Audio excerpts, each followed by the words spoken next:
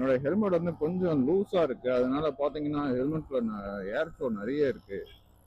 அதனால மைக்ல அந்த அளவுக்கு ஆடியோ பிக்கப் சரியில்லை. ஸோ எனக்கு தெரிஞ்ச கொஞ்சம் பிசிக்ஸ் யூஸ் பண்ணி ஏதோ பண்ணியிருக்கேன். Will check.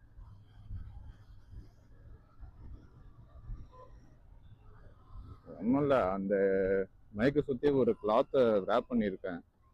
ஸோ அது கொஞ்சம் இந்த நாய்ஸை கம்மி பண்ணணுன்ற ஒரு நம்பிக்கை. வீட்டுக்கு போனால் தான் தெரியும் எப்படின்ட்டு.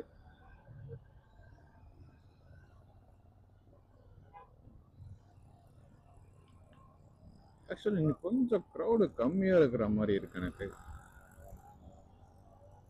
அஃப்கோர்ஸ் மணி 5:15 ஆகுது. இதுக்கப்புறம் தான் கொஞ்சம் க்ரௌடாக ஸ்டார்ட் ஆகும். ஸோ இந்த வண்டியில் நம்ப முடியாதது 2 விஷயம். ஒன்று இந்த ஃபியூல் இண்டிகேட்டர் எதுக்குமே போய் தான் சொல்லும். அண்ட் வீல் பயங்கரமாக வாபுல் ஆகும். ஸோ சிட்டிக்குள்ள ப்ராப்ளம் இல்லை, அந்த அளவுக்கு ஸ்பீட் போக மாட்டோம். பட் ஹைவேஸில் ஒரு 80-90 நீங்கள் க்ரூஸ் பண்ணுறீங்க அப்படின்னா கூட நீங்கள் கை எடுக்கணும்னு அவசியம் இல்லை, அப்படியே ரொம்ப தடன்னு ஆடும் ஃப்ரண்ட் எண்டு.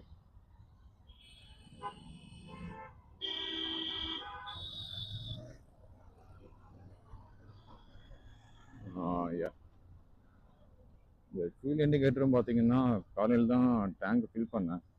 அதை ஃபில் பண்ணி கொஞ்சம் தூரம் ஓட்டினதுக்கப்புறம் தான் அது கொஞ்சம் கொஞ்சமாக ரீட் ஆகி ஸோ காமிச்சது.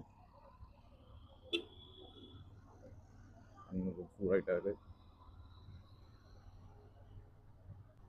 அந்த ஃபியூல் இண்டிகேட்டர் ப்ராப்ளம்ஸ் வந்து அது யாராலையும் சால்வ் பண்ணவே முடியாத ஒரு மிஸ்ட்ரி அது.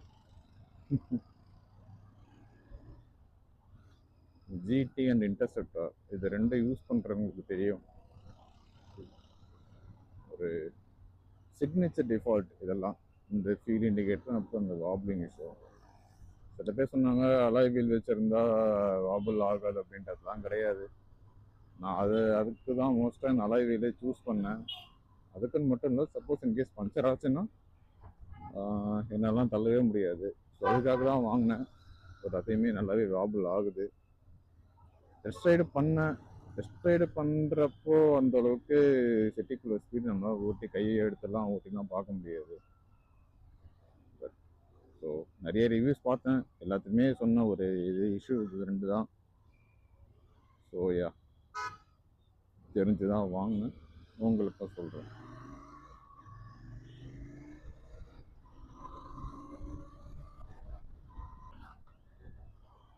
இந்த மாதிரி கம்பியில் உட்காந்துருந்தீங்கன்னா பி சேஃப். Further risk. உங்கள் உடம்பு இரும்பால செஞ்சுருந்தா தாராளமாக உட்காரு.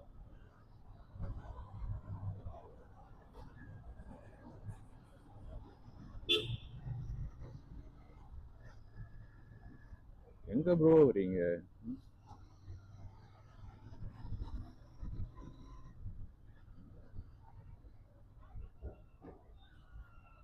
ஏன்னா நிறைய பேர் இப்போ சட்டப்புறன்னு சந்தெல்லாம் அப்படியே பூந்து ஓட்டுவாங்க. ஸோ அவங்களோட கணக்குப்படி பார்த்தா இந்த ஆட்டோவுக்கு இந்த அளவுக்கு தான் கேப் இருக்குது அப்படின்ற ஒரு கன்செப்ஷன்ஸில் ஓட்டிகிட்டு இருப்பான். நீங்கள் சைடில் தொங்கிட்டு உட்காந்துருந்தீங்கன்னா அதெல்லாம் உங்கள் கால்குலேஷன்லேயே இருக்காது. லைட்டாக பட்டுச்சாலும் ஸ்பைன் போயிடும், அவ்வளோதான் முடிஞ்சு. படுத்து கிடக்கணும் வாகனம் முழுக்க. So we safe guys. சலோ.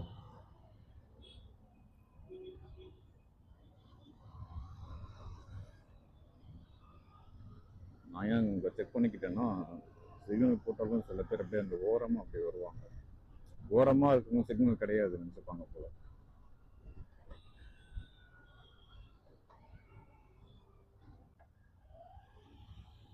சின்ன வண்டி அந்த சைடில் பூந்து போகலாம். இந்த வண்டியில் 2 சைடும் சைலன்சர் இருக்குது. ஸோ கொஞ்சம்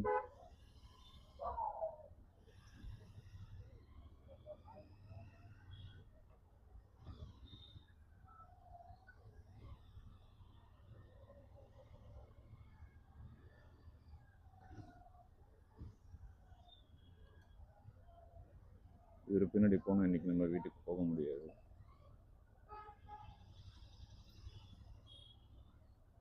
உண்மையில எங்க ப்ரோ நீங்க?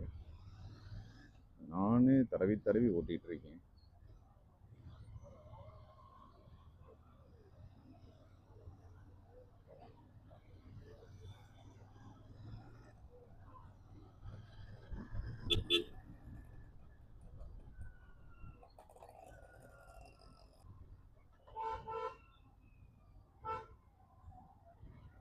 ஓரம் கட்டுறாங்களா இல்லை நிறுத்துறாங்களா?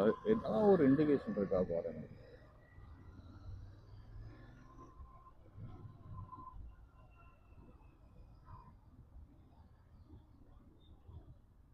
ஓஹோ, நைஸ். அவர் என்னோட ரூட்ல வருவாருன்னு நினைச்சேன். பரவாயில்ல, ஸ்லோ பண்ணி கூடலி இறக்கி ஏற்றிட்டார். This is the way you ride the bike.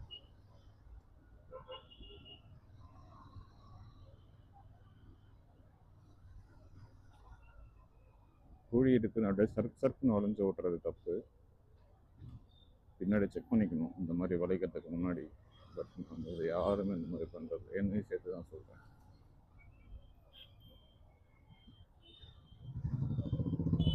So ஓட்டுங்க, மற்றவங்களுக்கு டிஸ்டர்ப் பண்ணாமல் ஓட்டுங்க, அவ்வளோதான். ஜாலியாக ஓட்டுங்க.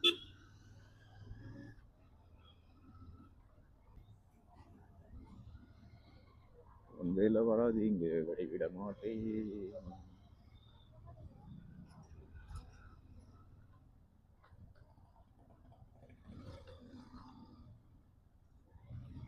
ஹெல்மெட்டில் இன்டர்காம் வச்சுருக்கேன். இன்டர்காமோட ஒரு பெஸ்ட்டு அட்வான்டேஜ் இதுதான். ஸோ இது உங்களுக்கு யார் கால் பண்ணுறாங்கன்னு சொல்லும். ஆன்சர் பண்ணணுன்னா நீங்கள் அப்படியே இருந்தீங்கன்னா ஒரு 6 செகண்ட்ஸில் கால் தான் ஆன்சர் ஆயிரும். ரிஜெக்ட் பண்ண நினச்சிங்கன்னா ஒரு டபுள் டேப் பண்ணிங்கன்னா ஆஃப் ஆயிரும். ஐ மீன் டபுள் ப்ரெஸ் பண்ணணும். பட்டன்ஸ் இருக்கும் இன்டர்காமில், ஸோ அதை பண்ணிங்கன்னா கட் ஆயிரும். சம்டைம்ஸ் ஏதாச்சும் ஹாஸ்பிட்டல்னு கால் பண்ணுவாங்க. ஸோ என்னால் கால்ஸ் வந்து அவாய்ட் பண்ண முடியாது சம் சுச்சுவேஷன்ஸில். So ya. அண்ட் இன்டர்காமுக்கும் இயர்ஃபோனுக்கும் என்ன டிஃப்ரென்ஸ் பார்த்தீங்கன்னா, இயர்ஃபோன் போட்டிங்கன்னா உங்களுக்கு சரௌண்டிங் நாய்ஸ், ஐ மீன் அது எதுவுமே கேட்காது.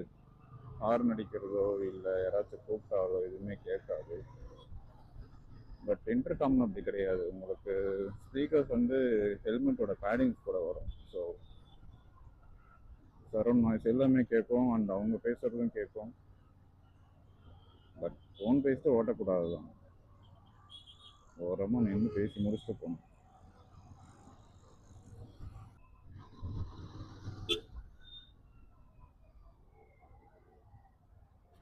அப்பா,